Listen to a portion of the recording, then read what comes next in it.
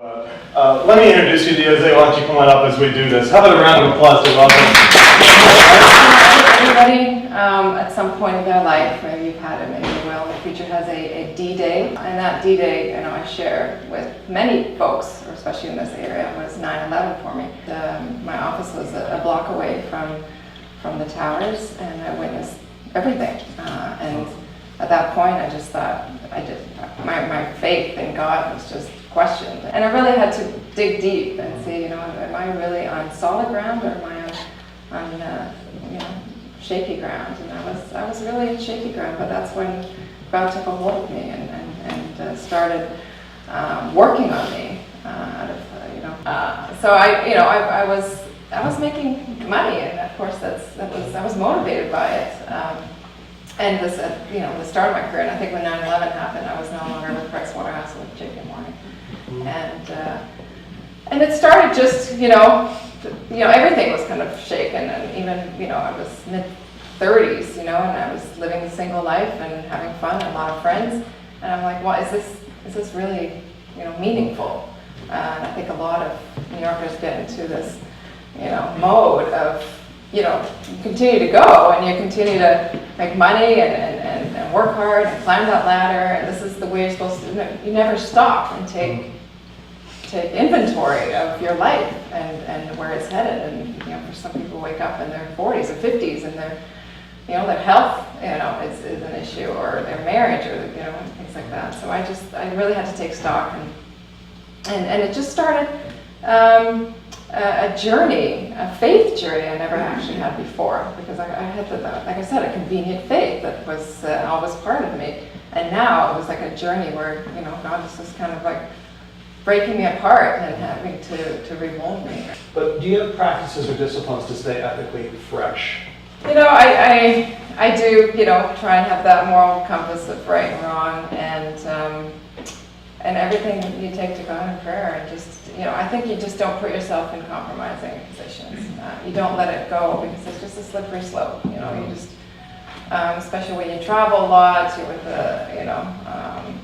a team, and they go out, and that you can get into trouble. And I think you just, if you just don't put yourself in a position where you're. So step one is have a little antenna to go, this could not turn out well, and just to excuse yourself.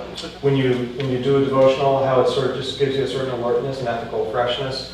There's studies, one of which I'm drawing on the business ethics class I teach down at Princeton. There's studies which show if you give a population of people the company core value statement or some analogous statement on ethical behavior, if you have them read that, and then sort of 10 minutes later they've got the opportunity to fill out an expense form or something like that, that the percentage of people who will cheat, who haven't just read the sort of refresher of whatever the mission statement is, or the devotional or scripture, whatever it might be, that there's this dramatically higher percentage of people who will cheat if they know they won't get caught, if they haven't had this refresher reading a moment before.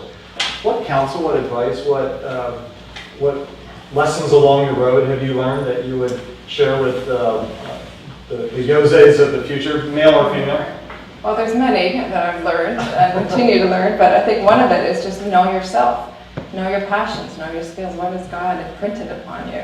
And know that early on. Don't live somebody else's life, whether it's your parents that have, a path created for you, or peer pressure, or just, who are you authentically? And for a while, when I left, my JP Morgan career, I was like, okay, God, I'm yours now. Just give me that big, hairy, audacious goal. I know it's out there. I know it's going to be huge, and I know you're going to make this, big success. But that's maybe not what he has in mind. Maybe it's just like, you know what, you're going to impact this part of your world, not this part. And your focus is on your community and serving them. It's not going to be, your name's not going to be in the paper. Your name's not going to be, anywhere but planted maybe in your kids' hearts. And, and my husband has a board of life, around that. So, he's the CEO of an internet company, but he also has his own board. He has a board of life of people that he's identified that are, solid Christians that, he checks in with every now and then to say, hey, am I on the right path? And then ask him the tough questions. Are you on the right path? You're traveling a lot. There's things that, temptations. And and are willing to, to be tough with them, which is great. What are you doing now? Sure, and it continues to evolve. I'm co-founder of an organization called Utopia, and they create a patent-pending currency for good. And for example, Target would buy $1 million of currency that they could distribute to their employees to give away to a charity of choice. How about we give this blessing a round of applause?